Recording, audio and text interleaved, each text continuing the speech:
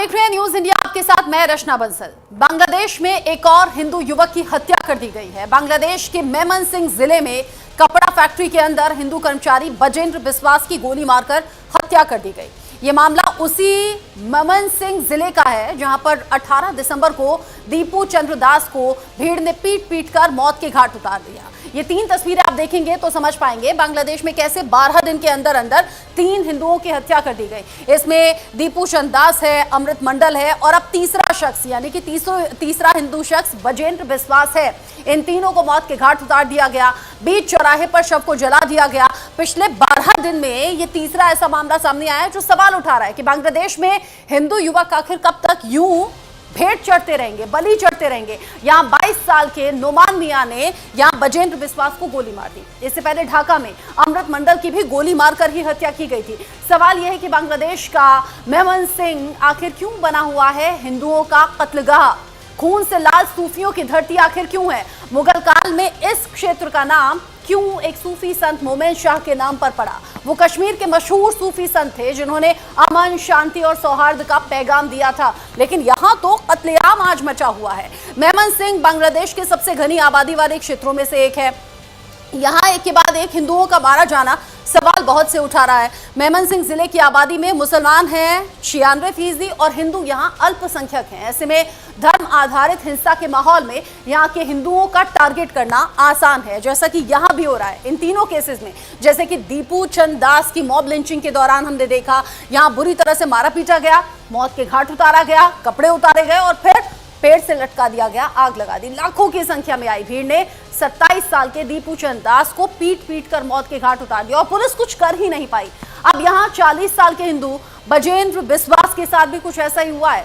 22 साल के नोमान मियां ने उसे गोली मार दी और मौत के घाट उतार दिया गया। सवाल ये 12 दिन, केवल 12 दिन और 3 हिंदुओं की एक के बाद एक हत्या। सवाल बांग्लादेश में बिगड़ते हालातों को लेकर भी है। क्यों लॉ एंड ऑर्डर बार बार बिगड़ रहा है? क्यों कट्टरपंथियों के हाथों में देश लगातार कानून की धज्जियां उड़ा रहा है और क्यों बार बार हिंदुओं को ही शिकार बनाया जा रहा है? ये 3 अकेले ऐसे चेहरे नहीं हैं। इससे पहले लगातार हिंदुओं को टारगेट किया गया, हिंदू धार्मिक स्थलों को टारगेट किया गया और अब बिगड़ते हुए कानून व्यवस्था के बीच में आम लोग यही सवाल कर रहे हैं कि क्या बांग्लादेश में यह सिलसिला यूं ही चलता रहेगा?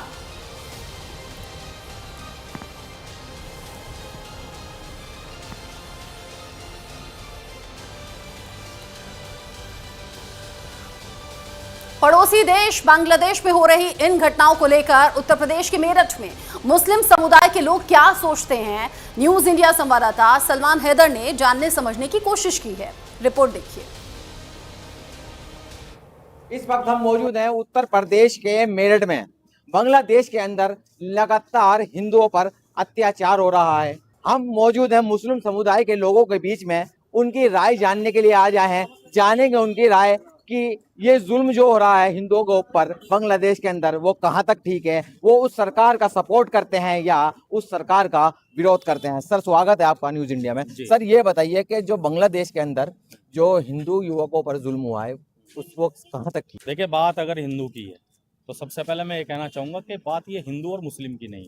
ये घटिया किस्म के लोग जो होते हैं ना, चाहे बांग्लादेश के अंदर हो चाहे हमारे देश के अंदर, ये कहीं के भी देश का मामला हो, इस तरह की हरकत नहीं करनी चाहिए। इनको सजा मिलनी चाहिए ऐसे लोगों को। और घटिया किस्म की तो ये सच्चाई आपको मैं बयां करता हूँ कि बात बांग्लादेश में हो चाहे अपने देश के अंदर हो, इस तरह के जो लोग हैं ना उन पर कड़ी से कड़ी कार्रवाई होनी चाहिए। क्या लगता है कि ये बांग्लादेशी पाकिस्तान के नक्शे कदम पर चल रहा है? बिल्कुल हो सकता है भाई, इस बात को इसमें कोई दो राय थोड़ा ही है। अगर इस तरह की मतलब लोग वहां भी बांग्लादेश में हो, पाकिस्तान में हो या किसी भी कंट्री के अंदर हो, देखिए सबसे पहले हम इंसानियत का मजहब आता है दुनिया के अंदर। पहले इंसान है, इंसान के बाद है मजहब। अगर आता है तो सबका किसी का भी वो उसको जुल्म नहीं करना चाहिए। इंसान एक ऐसी चीज है कि आपस में प्यार मोहब्बत से रहना चाहिए। हमारे साथ और लोग भी मौजूद हैं, इनसे जानेंगे। आप क्या कहेंगे कि जो बांग्लादेश में हो रहा है? तो बांग्लादेश में जो हुआ वो बढ़िया नहीं हुआ, वो अच्छा नहीं हुआ, क्योंकि ये हमारे अखलाक के साथ भी हुआ था। तो हम तो अखलाक के वाले केस में भी यही मजम्मत करेंगे कि वो भी सही नहीं था और वो भी सही नहीं है। कानून का राज होना चाहिए, कानून को देखना चाहिए इस बारे में। नहीं, जैसा कि बांग्लादेश में जुल्म हो रहा है हिंदू समुदाय के लोगों के ऊपर, लगातार जारी है। लेकिन आप ये बताइए कि वहीं हमारे हिंदुस्तान में बांग्लादेश की पूर्व प्रधानमंत्री है, क्या कहेंगे यहाँ की सरकार से? बांग्लादेश के प्रधानमंत्री को अपनी जनता को देखना चाहिए कि वो क्या कर रही है, वो गलत कर रही है। कानून का राज होना चाहिए, कानून अपने हाथ में नहीं लेना चाहिए किसी भी आदमी को। आप बताइए कि यहाँ की सरकार से क्या मांग करेंगे कि जैसे जुल्म हो रहा है वहाँ पर बांग्लादेश में? मैं यही मांग करना चाहूँगा कि लॉ एंड ऑर्डर कायम हो, चाहे इंडिया हो या बांग्लादेश। और शासन प्रशासन सबसे ऊपर होता है और शासन प्रशासन को देखना चाहिए कि जनता परेशान ना हो, चाहे वो हिंदुस्तान हो या बांग्लादेश हो। किसी पे भी कोई जुल्म नहीं होना चाहिए किसी भी तरह का, चाहे वो मुस्लिम हो या हिंदू। कानून को सबसे पहले इंसानियत आती है, उसके बाद कोई भी मजहब आता है। तो इसीलिए मैं ये कहना चाहूँगा कि लॉ एंड ऑर्डर को मेंटेन करके रखा जाए। अगर सब अपने आप ही फैसला करेंगे फिर शासन का और प्रशासन का क्या काम रहेगा। तो बस मेरी यही मांग है कि शासन प्रशासन को अपना काम बखूबी करना चाहिए अपनी जिम्मेदारियों के साथ। जी आप बताइए भाई, जो जुल्म हुआ है, जो बांग्लादेश में युवकों को मारा गया है, क्या सही है वो? गलत हुआ है। कहीं पर भी हो, किसी भी देश में हो, हर देश में संविधान होता है। संविधान के दायरे में होकर के काम करना चाहिए, ना कि किसी को भी मार दिया। हमेशा देश में कानून है, कानून के हिसाब से पुलिस अपना काम करती है, प्रशासन अपना काम करती है, उसको शांति बनाए रखने का काम करती है समाज के अंदर। इस तरीके से ये काम होना चाहिए। किसी भी देश में हमेशा कानून को अपने हाथ में जो है काम को करना चाहिए, कानून के हिसाब से काम करना चाहिए। किसी पर भी जबरन हाथापाई, मार पिटाई किसी भी तरीके की नहीं करनी चाहिए। तो आप सही मानते हैं गलत मानते हैं? जो चीज़ गलत है, किसी पे अत्याचार नहीं करना चाहिए। इसमें मोमदन हो, सिख हो, ईसाई हो, मुस्लिम हो, कोई भी हो, अपना व्यवहार अच्छा रखें। जो पढ़े लिखे लोग होते हैं वो इस चीज़ों को नहीं करते, लेकिन जो जाहिल लोग होते हैं वो लड़ाई झगड़े करते फिरते रहते हैं। मेरा तो सभी लोगों से ये कहना चाहिए कि अपना आपस में हिंदू हो या मुसलमान हो या सिख हो या ईसाई हो, कोई भी कैसा भी धर्म हो, अल्हम्दुलिल्लाह आपस में प्यार मोहब्बत बनाए रखें। इससे अच्छी बात नहीं है। अरे हिंदू हो या मुसलमान हो, मोहब्बत की बात है। कत्ल तो कत्ल है, आपने कत्ल कितने भी करा गलत करा।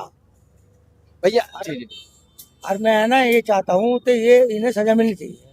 और इन्हें गुनहगारों को जो जिन्होंने कत्ल करा उन्हें सजा मिलनी चाहिए, बढ़िया अच्छी से अच्छी। और इन्हें फांसी की सजा मिलनी चाहिए कम से कम। क्या लगता है कि पाकिस्तान का हाथ तो नहीं है इसमें, या बांग्लादेशी पाकिस्तान के नक्शे कदम पे चल रहा है?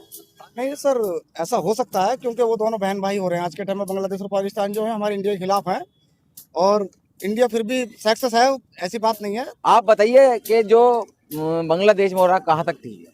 देखिए ये सरासर घटिया किस्म की मतलब गलत है, बिल्कुल गलत है। और ये कहीं भी हो, मैं कहना चाहता हूं कि हमारा भारत जो है, भारत जिंदाबाद है। भारत की एकता, भारत की अखंडता, उस पर हम गर्व करते हैं। और भारतवासियों को भी मैं कहना चाहता हूं कि हिंदुस्तान जिंदाबाद। देखिए ये लोग हिंदुस्तान जिंदाबाद के नारे लगाने लगे और साफ साफ बांग्लादेश के खिलाफ हो गए हैं। कि क्या लगता है कि वहाँ की सरकार को क्या कदम उठाना चाहिए? जिसने भी ये काम किया उन्हें मार दिया जावे। गलत मारा उन्हें बेचारों को, हिंदू या मुसलमान, उन्हें सजा मिलनी चाहिए, कोई भी हो। हिंदू भी हमारा भाई है, क्या बात है। हम मुसलमान हैं मगर हिंदू हमारा पहले भाई है। और जिसके साथ गलत हुआ उसके साथ गलत करा इन्होंने, उन्हें सजा मिलनी चाहिए। देखिए ये न्यूज इंडिया पे मैं उन लोगों की राय दिखा रहा हूँ आपको कि ये बिल्कुल आम जनता है। इनका किसी सामाजिक संस्था से, किसी पार्टी से मतलब नहीं है। इनका साफ साफ कहना है कि इनको एक सीख मिल जाएगी, अगर उनको फांसी लगा दी जाएगी तो आगे को कोई हिंदू समुदाय के युवकों के ऊपर ऐसा अत्याचार नहीं करेगा। ये भाई से पूछेंगे, मतलब बांग्लादेशी जो घुसपैठी है तो हमें भी उनके खिलाफ कार्रवाई करनी चाहिए? अरे वो तो बहुत खतरनाक आदमी है, फौरन कर दीजिए कार्रवाई, फौरन। इतने खतरनाक लोग हैं वो, तो उनके साथ तो इतनी वो करनी चाहिए कार्रवाई, तो हाथों हाथ इन्हें पकड़ के फौरन फांसी लगा दी जाइए। इतने खतरनाक आदमी। और हमारा हिंदुस्तान तो भारत है, भारत में, हिंदुस्तान में हमारी सारी पूरी परेशानी दूर हो रही है। हम तो हिंदुस्तान के रहने वाले हैं। देखिए ये देशभक्त मुस्लिम है, इनका साफ साफ कहना है। एक भाई और मौजूद है हमारे साथ, इनसे भी पूछेंगे कि बांग्लादेश में जो जुल्म हो रहा है, जुल्म ही कहेंगे सीधा सीधा, इतनी बुरी तरीके से हत्या करना, चाहे हिंदू हो या मुसलमान, लेकिन जो इस तरीके से एक समुदाय के युवकों को टारगेट किया जा रहा है वो गलत है। कोई भी सरकार का सबसे पहला कदम ये होना चाहिए कि इंसानियत बचाए रखी जाए।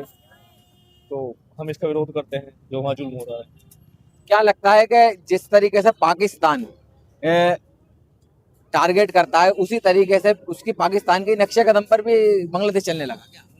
नहीं, ये तो बस पता नहीं वहाँ क्या चल रहा है, जो उनके आवाम है किस तरह से वो मोनोपोली कर रही हैं। मोनोपोली तो किसी भी चीज़ में जो है नुकसान ही लेकर आती है।